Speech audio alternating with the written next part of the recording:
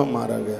ये दो चीजें बड़ी खतरनाक है, एक अभिमान और एक है मोह। हिरण्यकश्यप अहंकार का प्रतीक है, हिरण्याक्ष मोह का प्रतीक है। बहुत बार लोगों को दो चीजों से बड़ा मोह होता है, एक चमड़ी से मोह होता है, देह से मोह होता है, और एक उसको धन से मोह होता है। हिरण्याक्ष का अर्थ ही यह है जिसकी आंखें हिरण्य यानी सोने के ऊपर टिकी हैं, स्वर्ण के ऊपर टिकी हैं, यानी संपत्ति के ऊपर टिकी हैं, उसी को हिरण्याक्ष कहते हैं। भगवान की कृपा से संसार की भौतिक वस्तुओं के ऊपर से अपनी निगाहों को उठाइए। ये संसार की हर चीज खंडर है, जब तक इसके ऊपर निगाह टिकी रहेगी तो क्रोध शांत नहीं होगा।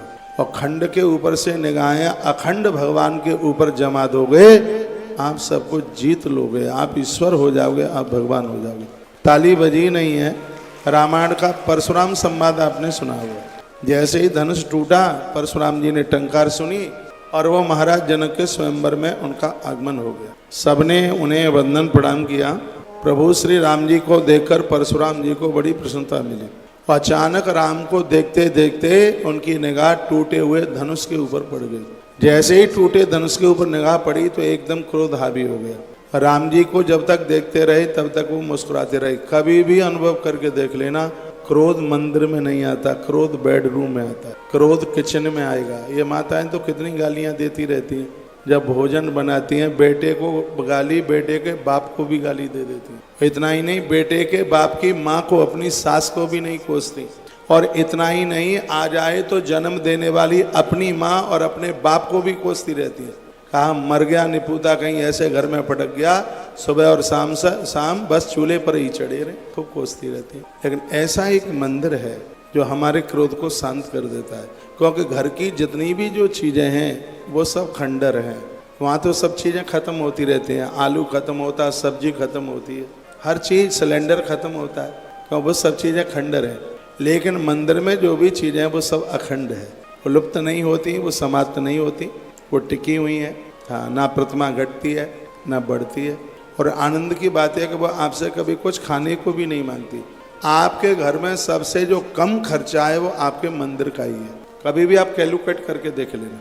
और घर में सबसे ज़्यादा खर्चा है वो आपके बाथरूम का है।